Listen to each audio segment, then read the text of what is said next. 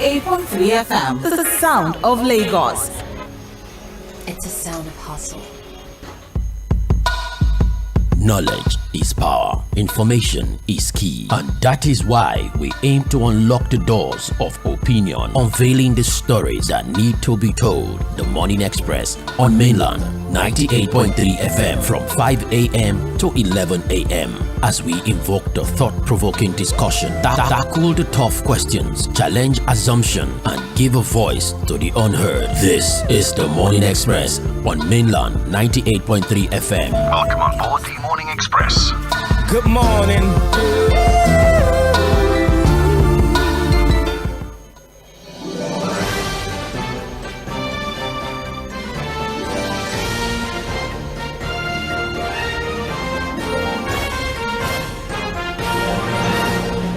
Good morning. Welcome to the Morning Express on Mainland 98.3 FM, the sound of Lagos. My name is Sage Babalola, and just like that, it is the last day in the month of January 2025. 31 days. Each week a more interesting story comes up, a more interesting conversation comes up, is something to talk about within the political landscape, questions about governance, questions about our relationship with other global communities, amongst other things. And I must say, the past 31 days have been very controversial and very, very interesting. Now, what the month of February has for us, we are yet to understand. But then again, it is the month of love. Next month, from tomorrow, is the month of love, February. And we hope that a lot of the things that we do in the spirit of love. Actually, Mainland 98.3 FM has a ton of goodies for all of you, because we love you very much and we know that you love us. Is why every single time you turn on your radio, you're listening to us, you're using your airtime to call us, you're using your data to send us messages, you're interacting with our social media posts, sometimes you even come here. And so we appreciate you so much, and because we need to show you how much we love you for the month of February, trust me, we have a lineup of interesting things for you across all the shows. It's just to appreciate you. We love you every day, but again, we just want to take advantage of February being the month of love to further show you how much you mean to us and how much we wait for you every time we turn on the microphone and open the phone lines to speak to us and give us feedback. So congratulations on seeing January till the end, and welcome to Trends in the Papers for the last day in the month of January 2025. Well, Trends in the Papers, we're going to bring you the most compelling stories and headlines from across the nation. We're going to mark the final day of the month, of course. We'll sort of reflect on the events and trends that have defined the past week. So just stay with us. We're going to highlight significant articles, ongoing developments in politics and society, and even talk about how some of the events that played out in the month of January might have an influence into what we're going to see come February. So stay with us. It's going to be a very engaging review of what's trending on the front pages of our dailies. We're going to have the Punch, the Guardian, and the Vanguard newspaper. And Fuad Said, as always, will be joining me via the phone as we attempt to make sense of these stories as they're reported on the front pages of our dailies. We're going to unravel the headlines, all right, and just mostly the stories that are making wave across the nation. Like I told you, we're going to be focusing more on Guardian, Punch, Vanguard, in no particular order. There's no preference.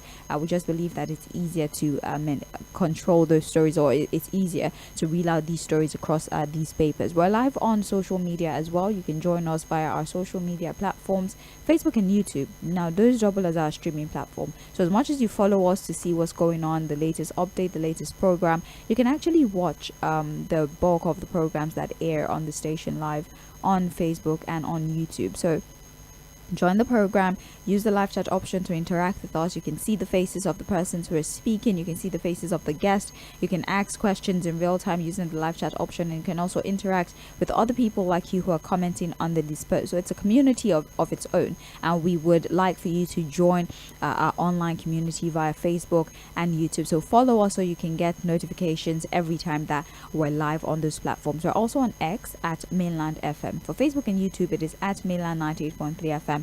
But for the X platform, formerly known as Twitter, it is Mainland FM. Welcome once again to Trends in the Papers. We have Fuad Said online now, and I would like for us to get straight into the conversation for the morning. How are you doing today, Fuad? I'm good. Good morning, Sage. Good morning. How are you doing? Don't ask me how I'm doing, Fuad, please. I'm very... I'm joking. I'm okay. How are you, Fuad? Yeah, thank God it's Friday. Let's just sag along. Okay. Thank God it's Friday. For those of What you who would have a great Friday and a great weekend, thank God it's Friday, I think. Yeah, the last day in the month of January. Yeah. Oh, this looks like the fastest January this year. I know, right? I January. know. Because typically January has like 12 months on its own before you move to But this February. was different, don't you think? No, I don't think that it was fast. I think it was just the amount of things that were happening. The speed at which things were happening just sort of distorted our sense of time. It was every week news story. You just got lost in all of the controversy that we're not even able to count or measure the days in the month of January. Let's hope February is nicer to us as a people and as a nation, honestly. But yes, congratulations to everyone for seeing it through. 31 days of controversy. Although there were some good things in the month of January, I should say. At least there were some good things that happened. But regardless, let's hope that February is nicer to us and we have good news to report to you. Anyway, speaking of news to report, let's start with the Punch newspaper. The Punch this morning is focusing on the People's Democratic Party and all the many controversy within the party. The Punch is reporting PDP crisis. Stakeholders demand Wike Bauchi governor truce as governors meet today. The rider, Fubara's camp wants Damagum kicked out as chairman. Opposition governors coverage on Asaba. Let's read that story. We have here. Hold on, please. Fubara's camp wants Damagum kicked out as chairman. Opposition governors converge in Asaba. Now, prominent leaders of the People's Democratic Party, including the National Working Committee and the National Executive Committee members, have waded into the rift between the Federal Capital Territory Minister Nyesom Wike and the Bauchi State Governor Bala Mohammed. While some called on both leaders to close ranks and rebuild the party ahead of the next election cycle in 2027, others have argued that the rift between the two politicians was personal and as such would have no impact on the fortunes of the party at the polls in 2 years' time. So for those of you who probably are wondering what went on with the Bauchi Governor Bala and FCT Minister Nyesom Wike, Bala Mohammed had opposed the tax reform bills, the one transmitted to the National Assembly, and Nyesom Wike responded because Bala Mohammed had not only responded to that bill or rejected that bill, he also called Nyesom Wike a transactional politician, and he has an habitual betrayal of beneficials, and his betrayal of his beneficials was well documented. And of course, Nyesom Wike responded as he always does. And so there are now questions around the fact that these bigwigs within the party that have an issue, what impacts would he have on their showing come 2027? Now, there are other members of the Board of Trustees who believe that it's just two people within the party that have a misunderstanding. It doesn't ultimately speak to the viability of the party when it comes to 2027. But then again, Fuad, we have just different issues within the party. There's Nyesom Wike and Sims Fubara. There's Nyesom Wike and Bala Mohammed. There's Anyanwu and Ude Okoye also within the party. There's Atiku Abubakar and Nyesom Wike and some other members of the Board of Trustees, amongst other things. So it's many significant individuals that are currently fighting. Do you go along with those within the party that say that these personal issues that individuals have might not have a direct impact on their showing come 2027? It will have, and it's already having.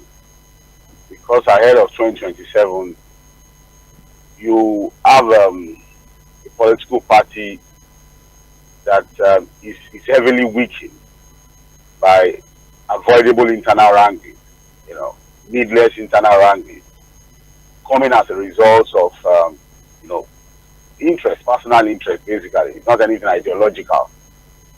If you remember, Sage, because again, I was trying to catch up with, the PDP stories, the controversies, when eventually the BOT met. I was looking at the body language of the leaders of the party at that meeting, how they were able to come up with that resolution, the call for the next meeting to come in February. So for everything they were doing, their body language shows the people that looks completely defeated. They look disoriented. They know where the problem is, but they have no idea of how to fix the problem. See, they have just one problem, just one. And I can tell you for free that, look, it's one problem that they have no idea how to fix. You remember that when Nyesom Wike, the current minister of the FCT, lost out of the presidential primary, because the whole problem started really from what eventually happened at the last presidential primaries of the PDP. So when Sᴏɪᴜ lost out, you remember, because that was a man that said that, look, if he was committed to, standing by whatever result came out of that primaries, whoever emerged as winner, he was going to support the person. He was going to. I saw a man at that time who was so confident, was so sure of himself. He had put in the structure, he had put in the work. I think in his mind he had done enough to the leadership of the party, to the internal structure of the party, and that, look, it was a done deal for him. But maybe Atiku, the master strategist in his own right, came up with a joker, and the joker was the votes, the delegate votes that came from Sokoto State, and the rest is history. Now, since that period, you've had a Sᴏɪᴜ who I think decided to come up with a strategy to hijack the structure of the party and ensure that peace, real peace, does not exist again in that party. And what was, after the primaries, he started the campaign against Iyorchia Ayu, the chairman of the party. And that was when the campaign of Ayu must go, or you can't have a northern presidential candidate and also have a northerner as the chairman of the party. So there was a lot of talk really about Ayu going or not going. And of course, eventually when Ayu was shoved aside, Umaru Damagum came in as the acting national chairman. And look at what has become of the party today. At that point, from what we now have, the structure of the National Working Committee of the party was hijacked somewhat, even though they are divided. But as the chairman of the party, you've had Umaru Damagum, who continuously acts and plays the bidding of Sᴏɪᴜ. His body language, his posturing, his comments, his ideas seem to align completely with whatever Sᴏɪᴜ wants from the PDP at this time. Every attempt to remove him and call for a proper, NEC meeting or convention to choose new people to run the affairs of the party has failed completely. Now, this is the big question, Sage, because again, like you rightly pointed out, there are too many issues in the PDP now, and it's even difficult to say this is what exactly is the problem. And I just limit it to one problem. What is the interest of Sᴏɪᴜ now for the PDP? Let the leaders of the PDP answer that question. This man Sᴏɪᴜ, what exactly does he now want from the PDP? What is the end game? What is he driving at? What is he trying to achieve? He's a member of the PDP. You still see the leaders calling him an integral part of the PDP. Yes, okay. Because it's easy, Sage, to take the lies that people tell to you. But when you keep lying to yourself, it becomes more problematic. Like Joseph Fᴜဃᴜ would say, it's extremely difficult to wake somebody who is pretending to be sleeping. Somebody that is pretending to be asleep. Every attempt to wake that person up, you just waste your time. The PDP leaders are pretending to be sleeping, whereas they know the truth. Sᴏɪᴜ has been positioned perfectly to continue to cause this disaffection within the PDP. Because the last time I asked you, or was it Opemi I was asking, has this suddenly jettisoned the idea of becoming president? If he has done that, what then is his interest within the PDP now? A man that has also, in other forums, committed to the re-election of the president in 2027. So what does he really want to achieve with the PDP? You understand? Because the only problem they have, I can tell you, every other problem is minimal. It's something they can always resolve. Oh, maybe Bala Mohammed, for example, is interested in becoming president, or maybe Atiku. The major problem they have, which they have not been able to resolve, is the Wike problem. Because again, whether you like it or not, he's been able to position his people within the party.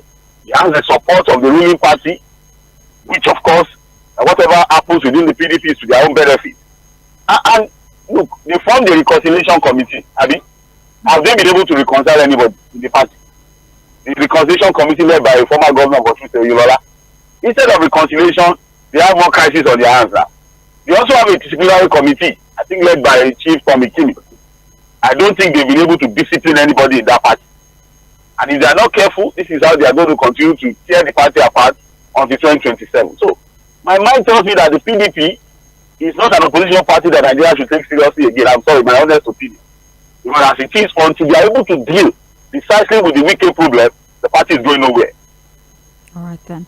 That particular story is on the front page. You find it on page 2 of the Punch newspaper. Thank you to everyone on our live stream, by the way. Mainland 98.3 FM is how you find us. Let's go back to the stories that we have on the front page of the Punch. Now, outside the PDP story, we have also an update on what's going on in the Lagos State House Assembly. Now, the report tells us Lagos Assembly insists Obasa removal as DSS grills lawmakers. The Department of State Services on Thursday grilled members of the Lagos State House of Assembly. Half of the lawmakers were interrogated by the DSS for hours on Thursday before they were released in the evening.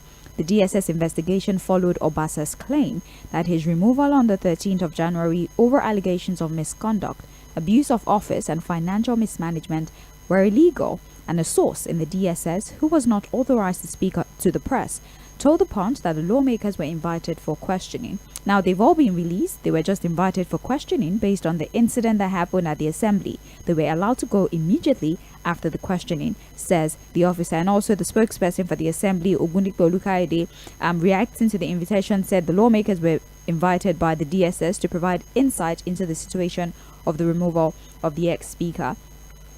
I find this to be rather interesting.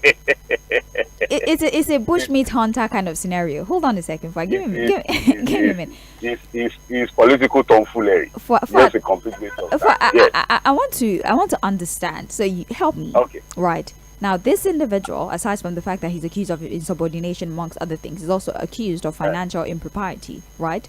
A case that Nigerians have said he should be investigated. He should be called in to answer questions about financial impropriety.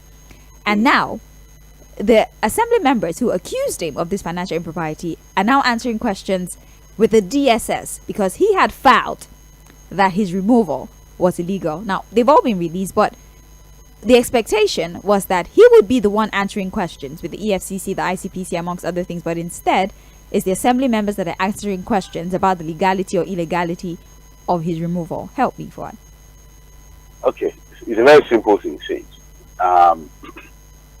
Again, the removed speaker, former speaker, decided to write a petition to the DSS. Yeah. So, what is supposed to be the role of the DSS in this matter? Oh, they're not even the appropriate agency to handle this, are they? It's a question now. The State Service Department. What are they supposed to do on this matter? Is it a national security matter? To the extent that his petition had to go to the DSS. And now you see that even the DSS that called the lawmakers, they didn't even know what. They apparently felt that they didn't even know what to ask them. Right. The question is that, look, as a speaker who has been removed and you felt that, look, it was done illegally, where do you seek redress? With the DSS? Well, Fuad, hold on a second. You know, some of the primary responsibilities of the DSS, and you forgive me for being this inquisitive. Now, aside from intelligence gathering, it is also strictly for the protection of senior government officials, particularly the president and the state governors. Do you think this protection extends to government officials like the speaker? You read it out now. What concerns the DSS with how a speaker was removed? And the man says that, it's a simple question now. It doesn't concern them according to their responsibility. Where is the man supposed to go to seek redress? I mean, he can approach the courts, right? So why is he not in court? Or has he gone to court? I mean, no, it's the DSS questioning them. So how would the DSS help his case? Well, I'm not saying he was legally removed, though, even though on Political Roundtable and other shows we've analyzed the fact that, look, the assembly does not even have to give a reason to remove him if they want to remove him. Because he's first amongst others. So the issue is that first is a lawmaker. When the people of Agege constituency elected him into the state assembly, they didn't elect him as speaker. They first elected him as a member of the state house of assembly. It was his colleagues that now decided that, look, okay, you be our speaker. And the same set of people, so far they are able to make two-thirds majority, can remove him without giving any reason.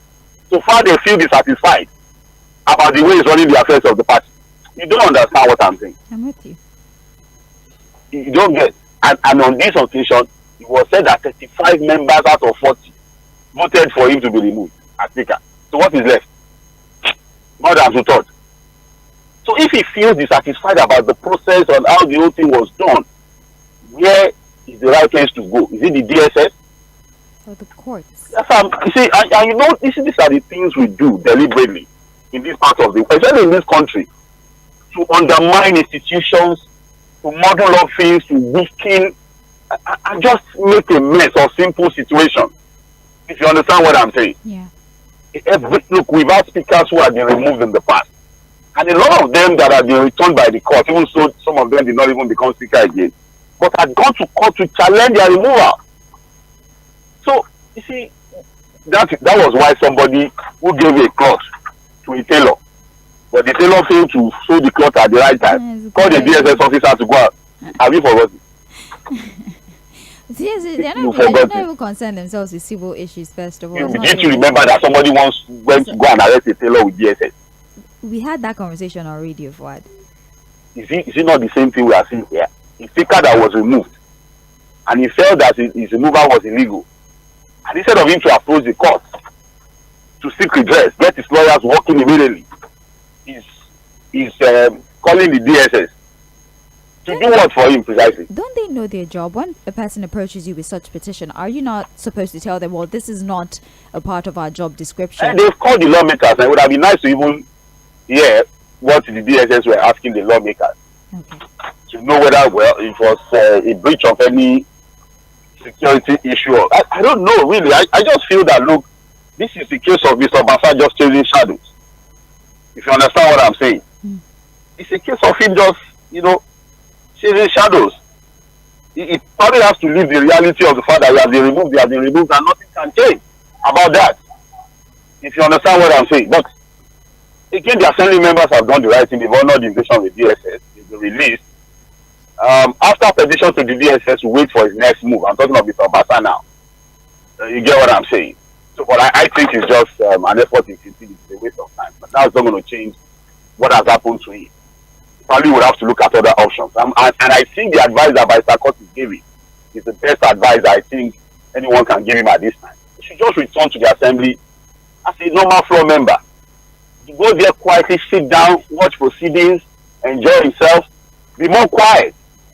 Nobody can misquote silence. The family will fear him more if he sits down at that assembly without saying anything, just looking at them.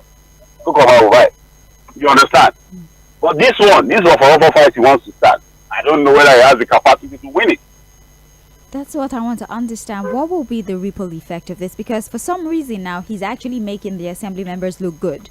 Because even with his petition and the controversy around that petition and the questioning, they honored it. They have explained the legality of his removal. They were called by the DSS, they went, and now they look like the good guys. What is going to be the ripple effect of this decision that Obasa has made now? What consequences? There's even no story of a good guy or bad guy of this matter. These were assembly members who were elected like the speaker, and who at some point decided that, look, as presiding officer, be a speaker. They gave him the mandate, right? Yeah. It was not even the election that brought him into the house. It's just like when you come into a class, see, in an institution, and they say, oh, let's choose a class captain. And once you've lost your confidence, the confidence of the class members, you have to give a reason to remove him. So find the whole class comes together and say, no, we don't want him again. That's the end. All other issues about whether he stole money or not, that is left for the EFCC to look at, really. We don't know why even the State Assembly has not even written to the EFCC or submitted a petition. Or that's maybe what I'm asking that. What will be the consequence of this decision of his?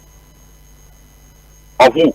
Obasa. Do you expect some sort of reaction? That's what I'm asking. The State Assembly members. Well, I don't want to begin to preempt anything because there are people who are already saying that, look, the next thing that's going to happen to him is that, look, he's going to be suspended. That the assembly will slam him with a suspension. Although we've also always questioned this idea of suspending lawmakers, because what you do is to deny the constituent representation within for that period. You understand what I'm saying? Yes. But look, you see, like they always say, quit the stage when the ovation is loudest. There's always a time to stop fighting. Read the room, smell the coffee, understand the reality of the moment, and just move on quietly to your new reality. Live to your new reality. I think the problem with Obasa is that he's still a bit delusional about his reality at this time. He still cannot believe that, look, the all powerful me has just been removed like that. But sometimes you have to accept that reality. That's what it is. All right, then we'll wait and see what happens, especially with this decision of Obasa. This is actually on page 28 of the Punch newspaper. Now, moving on to other stories. Now, this is more an issue of national concern. The Punch newspaper, rather, is reporting domestic shortfall. NNPC marketers import 633 million litres of fuel. The Nigerian National Petroleum Company Limited and other marketers in the downstream oil sector imported more than 633 million litres of premium motor spirit and automotive gas oil diesel in January of 2025, despite the production of these commodities domestically. The latest industry data on the importation of PMS and AGO by these firms indicated that they brought in over 458 million litres of petrol and 147 million litres of diesel during less than 1 month duration. Although some dealers said the move was to bridge domestic fuel shortages, others argued that the $20 billion Lekki-based Dangote Petroleum Refinery could meet the country's refined petroleum product demand, and the move indicates a continued reliance on import, even as the country aims to boost domestic refining capacity and reduce dependency on imported fuel, a factor that has contributed to the devaluation of the naira. But if you read this report in its entirety, you could sense the tone of disappointment and maybe even confusion, because the report tells us further that aside from the marketers, the private marketers who imported a large chunk of the commodity, the NNPC did more of the importing. Most of the importation was done by the NNPCL, which begs the question. You had told us that Port Harcourt was functional. You told us that Warri was functional. And in fact, before the end of the year, there's a possibility that the Kaduna refinery comes on board. But for some reason, you are importing the largest bulk of PMS and diesel into the country. Now, the National Secretary of IPMAN has said when they asked questions as to why this was happening, the response they got was that the Port Harcourt refinery was still very skeletal in its operation, and they were not really producing at a capacity that was able to cater to our domestic needs. And so far so good. Dangote has not at any point said that he's unable to cater to our need. In fact, they're saying they've ramped up production to about 5,000 million barrels per day. And so the question around how much we consume is still there, but 5,000 million barrels per day should be able to cater to the bulk of our needs. So Fuad, help me reconcile the fact that you tell us 2 refineries are functional, 1 more is coming upstream, and somehow you have imported the largest bulk of PMS and diesel. Collectively, private marketers and NNPC almost 633 million litres of this product. What? Sage, on this platform, we said it severally. Every attempt that you try to understand and rationalize what is happening in the Nigerian oil sector, the more confused you get. In fact, what it does is that, look, it makes a mess of your intellect. It just tears it apart. Because these are guys who are, you know what they are doing. It's just that it's difficult for us to understand what they are doing. But they know exactly what they are doing. And the easiest way to analyze what they are doing is that, look, these are guys who are not interested in nation building. And let's put it into proper perspective. We've been asking this question about, why is it that suddenly importation has been ramped up? There's now more importation of petroleum products into the country. Initially, it used to be the marketers have imported. Remember, most of the airlines have been marketers import. And like the last time out, when we were analyzing this issue of marketers bringing in petroleum products, the question I asked, if you remember, is that, look, what is happening in Port Harcourt and the so-called Warri refinery that the NNPC told us that started working and they've been producing? Yeah. Remember when a community leader told us here, told the whole world on one of the TV platforms, that look, these people are not doing anything, that the tankers are not loading nothing. Remember the way they came in, they deployed their propaganda machinery, we're already loading, the place is working. Up till today, we don't have any definite answer from the NNPCL as to what exactly is happening at the Warri and Port Harcourt refinery. Where are the products? Are they even producing anything at all? If those 2 refineries are producing, what is the quantity of production and where are the products? At least, it's how many months now that they suddenly just came to the media to say, oh, Port Harcourt is working. After some few weeks after Warri is working, they took their media people, they deployed their misinformation machinery to begin to deceive Nigerians. And we're asking questions there about the way they already presented the whole thing. It was 70%, it's not 60%, it's a blending plan, it's not a blending plan. The whole thing then had a lot of questions around it. But they will not allow us to ask questions. But we'll continue to ask the question. Look at where we are now. Because we are going back to the old days of how we stylishly run all our refineries aground and then just rely solely on importation. See? Because the question is this. There was a time there was no functional refinery in Nigeria. So that was the reason why we kept importing. Yeah. And then we said, oh, we will give all the support in the world to Dangote to build this refinery. Even the same called NNPCL were supposed to be a major supporter of the initiative until they put the rug on Dangote. They were supposed to do how many percent? Say, so about 20%. Yeah. And you remember that I used to even say to Dangote, no, I never knew that something had happened. Yeah. The information we had was that, look, we had a 20% stake. Yeah. And so it was a reasonable investment, at least. A big refinery like that, having 20% stake is part of energy security for the country. We were celebrating it. We're demanding Dangote answer us. And we were holding Dangote to account. What do you mean? We put this amount of money into the refinery. You have only for the man to say, you are right. 7.2 billion.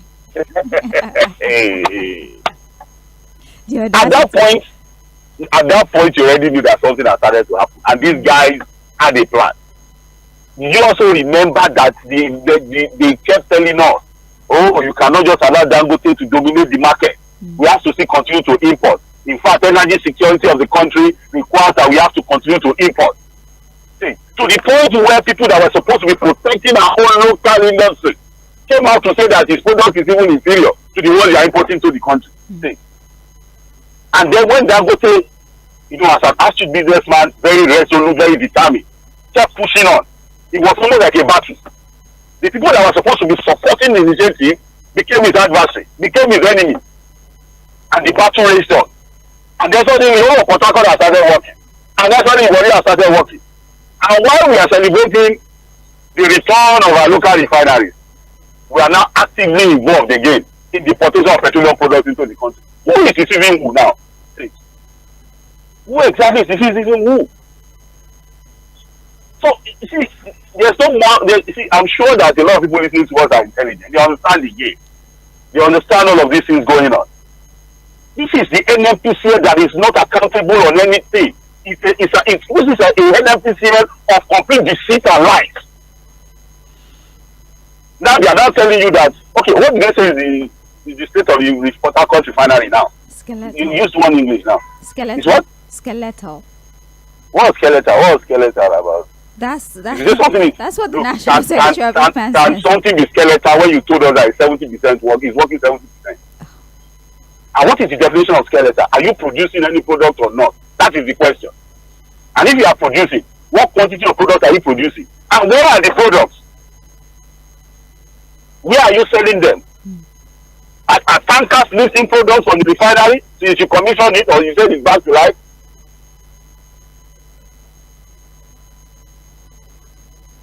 But I don't have the answers to those questions. Only the NNPCL can really tell us what's going on. They say skeletal. They've told you skeletal. Yeah. I don't know what skeletal means. And just to be clear, it wasn't the NNPCL that gave that statement. It was the National Secretary Ithman who said, upon inquiry as to why this was happening, he said the information he got was that, well, activities at the refinery. Where did he get the information from? I mean, he has direct access to the NNPCL. I would like to think so. As Ipman, we'll wait for Mr. Shona to explain some of this. So let's see. And he's not come and insult us here. It's because he's in the habit of insulting people. Instead of him to address the issue now, he will start saying you should come and address the questions we are asking. But even if he insults us, we use it to rub body. But we still will ask the question, because it's only when you have nothing good to say, only meaningful to say, that you go insulting people. These are genuine, germane questions around the Nigerian oil sector. This Port Harcourt refinery and Warri refinery, what exactly is going on there? Or it was just a paparazzi show, just to make the headlines as usual? So the NNPCL now is still, in January, became the largest importer of petroleum products into this country. Yeah. What does that tell you, see?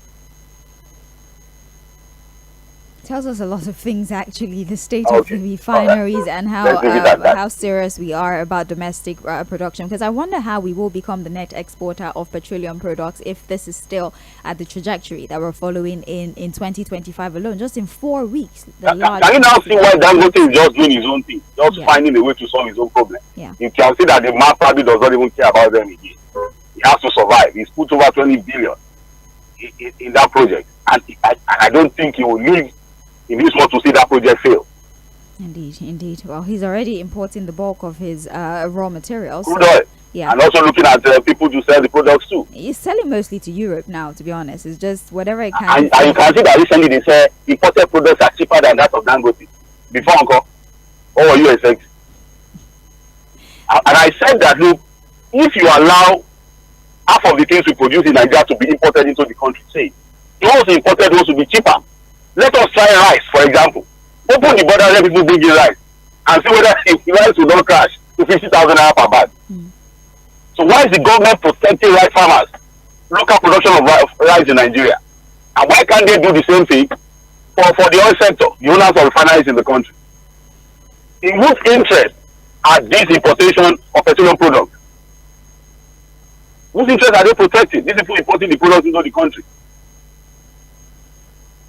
It's on page 19 of the Punch newspaper. Hopefully soon enough, when we get a response from a representative of the NNPCL, maybe Mr. Shonea, like you said, will be able to make sense of all of these revelations. Page 19 has that story. This is still trends in the papers on Mainland 98.3 FM. I'm Sage Babalola. I'm talking to Fuad Side. We're reviewing the Punch newspaper, and we're live on Facebook and YouTube at Mainland 98.3 FM. So join our live stream, and thanks to everyone who's currently on our live stream. All right, it's back to the stories here. We have CBN policies prevented 42.81% inflation in 2024, says Cardoso. Now, this story is not necessarily on the front page, but I just thought it was relevant, right? Because the governor of the Central Bank of Nigeria, Olayemi Cardoso, says that without the bank's policy intervention, inflation would have surged to 42.81% by December of 2024. He also projected that diaspora remittances would have risen to 31.79 trillion when fourth quarter figures for 2024 are released. The Apex Bank boss further pledged to stick to orthodox monetary policies to tame inflation in 2025. Well, Fuad, the Naira has been gaining a little bit, over the dollar. It might not be considered significant, but I just thought to mention, I believe at 1,450 something estimates that's where we are right now. So it looks a little bit good, slight improvement. But this particular story is telling us the governor of the it's about inflation. Yes, he says that their policies, as much as we think it's anti-people, quote unquote, actually did prevent inflation from going up as high as 42.81%. And this 34% that we're currently seeing is actually because of the things that they had done. So should we be grateful to the CBN and their policies that they didn't push us to 42.81%? Sage. Yes. There are more than a million ways of making excuses for failure. More than 1 million ways. But there are two. There are two that comes to my mind out of the over 1 million that is available. So when you fail on a job that is given to you, there are different ways to make excuses for that failure. And one of them is what Mr. Cardoso is using today. It could have been worse than this. It's one of those excuses you give for failure. See, you don't understand what I'm saying. I'm with you, boy. Or you understand, you are pretending not to understand. Yes, that one. If you said, is that one, Abby? Yes. I don't have strength. You know what somebody was saying? We could have been worse than this. Oh, really? So we should be grateful. So when he was appointed the CBN governor, he was appointed for him to push the inflation figures up to the point where he would now say, oh, it could have been worse than this. And so we should be grateful for his failure. And to think that we've said this severally, that you have to be an economic expert to say that, look, all the monetary policy instruments cannot solve the problem of inflation in the country. Because most of the issues of inflation in the country, say, are not even as a result of our monetary policy failure. Okay, the inflation in Nigeria, say, is it as a result more of monetary policy or fiscal policy? Please analyze it here now. That the inflation we have in the country now is not a direct reflection of failures in our monetary policy. And that's why when it's increasing the interest rate, people are saying that, look, these are just the same orthodox method of trying to fight inflation, not looking at the remote causes of why we have our own inflation in the country. The same thing that happens in other places in the nation is not the reason why we have our own inflation figures here. And like I told you, there are 1 million ways of giving excuses for failure. One of them is whataboutism. Oh, should be the other people fail too. So why are you questioning my own failure? We see that a lot in government here in Nigeria. If other person failed, then why are you questioning my own failure? So it's a computation of failure. But here, this excuse for this failure that Mr. Cardoso is deploying is the excuse of, oh, it could have been worse than this. Even the inflation figures of 34.8% that we are talking about today, there are still a lot of questions around it. That are we actually working with the right data? So the question is, look, we said it here, Mr. Cardoso can continue to tinker with our monetary policy with the hope that it will help with the inflationary trend. The reality is that a lot of the issues around inflation in Nigeria as a result of our fiscal policy. And as long as we continue to have the non-alignment of monetary and fiscal policies in Nigeria, we are getting nowhere with our inflation. We are just going to continue to dance around it. That's what we continue to do. All right. Like I said, that's not necessarily on the front page, but I thought it is of national importance, and since it's between the pages of the Punch, we should just talk about it. I'll read the rest of the headline that we have so we can move to the Guardian newspaper. We have APC PDP differ over Amaechi's power drunk politicians comment is on page 2. Internal crisis, they should deal with it. We have here headsmen kill 5 laborers on Ondo farm is on page 4 forward. Another 5 laborers, I beg your pardon, in Ondo state have become victims of headsmen working on their farms, doing what they're supposed to do, and they met their unfortunate fate. Although the police is on top of this, investigation is ongoing, but it's sad that we're still reporting people doing honest work and just leaving their house, going to produce food, and then they meet death on their own farmlands. Very, very sad there. So on page 4, if you like details of that story.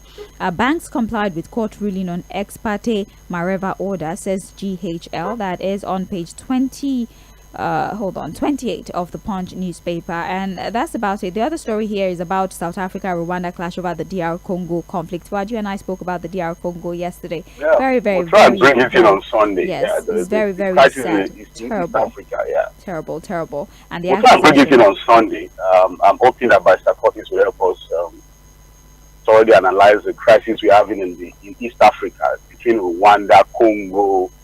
The DRC, I'm talking about Rwanda, the M23 rebels. Look, Sage, it's a very sad reality, sad situation for that part of Africa. Taking over Goma. A lot of people are displaced. Yes, in Goma, Goma, yeah. And then you have a lot of allegations and counter-allegations. Kenyan president is trying to mediate. Yeah. You have Paul Kagame, who is almost looking like the troublemaker, causing trouble in that region. It's a lot of trouble really for Africa. I look at how people have been displaced, the level of hunger, the suffering that is being reported from that part of Africa. And for every day you talk about Mother Africa, it's a tale of woe and suffering. Very, very sad, really.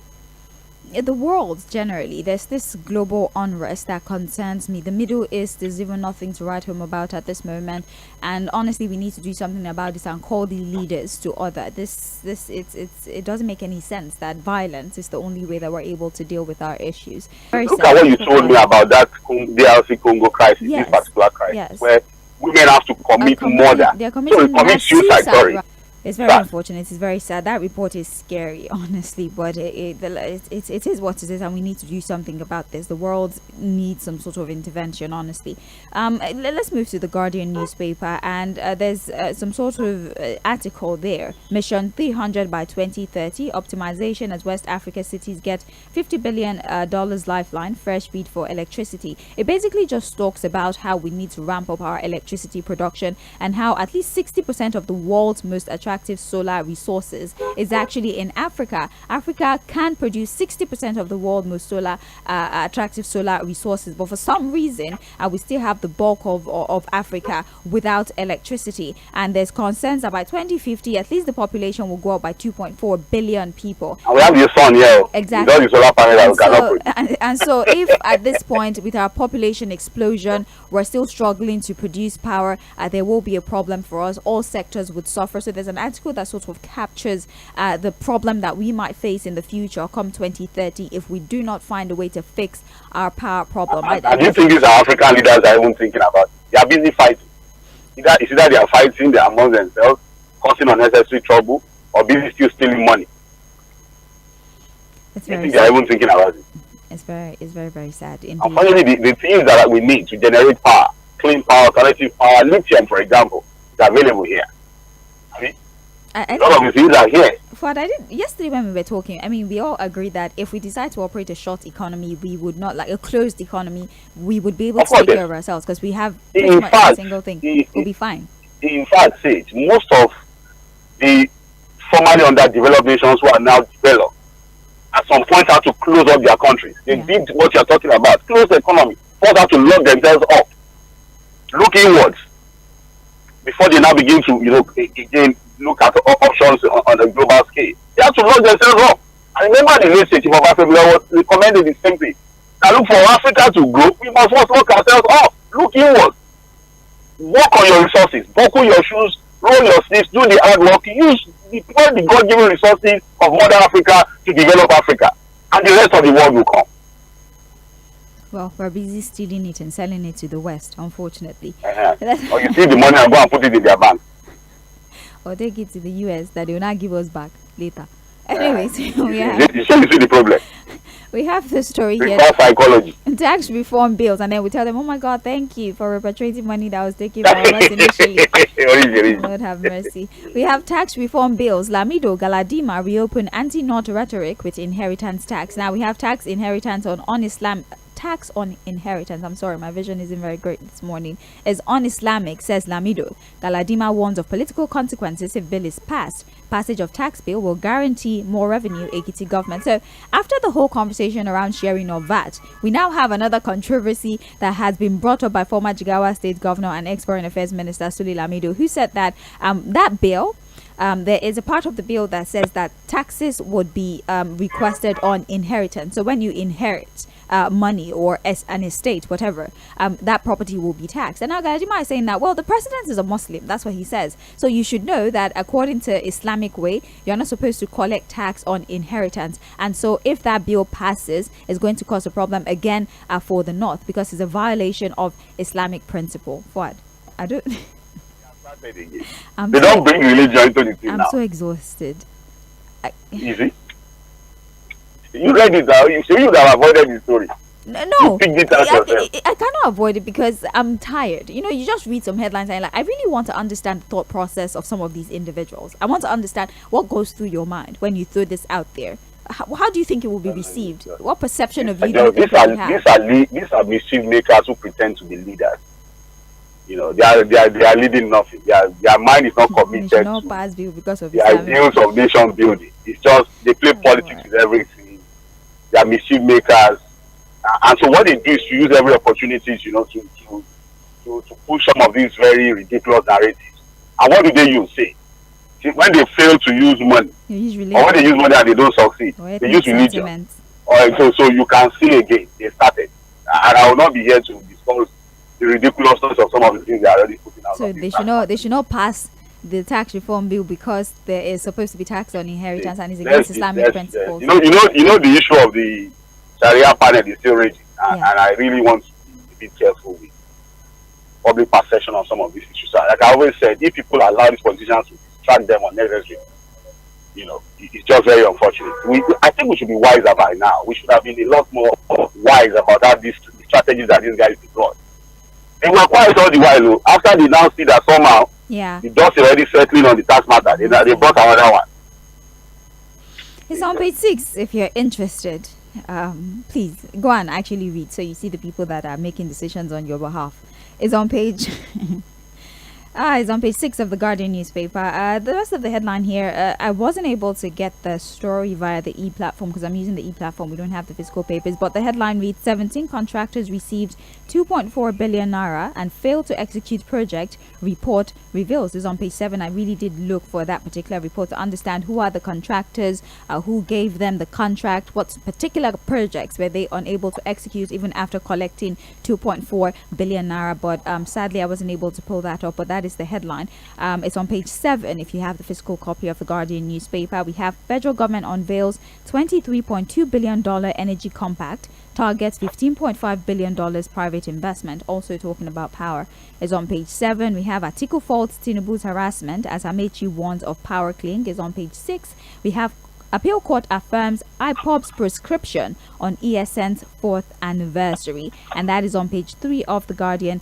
newspaper. Cardoso says Naira reverting to true value as confidence returns. That is on page 18 of the Guardian newspaper. That's about everything we have for you this morning on Trends in the Papers. Thank you for your time. We'll go on a break. We'll be back at 8:40 for Mainland Focus. Well, thank you very much for your time. We'll talk to you soon. All right, well, we'll be back soon. Stick around. It's the Morning Express. Trends in the Papers have come to an end. After this break, we'll be back to get your feedback on the issues that have been discussed. It is the sound of Lagos, Mainland 98.3 FM.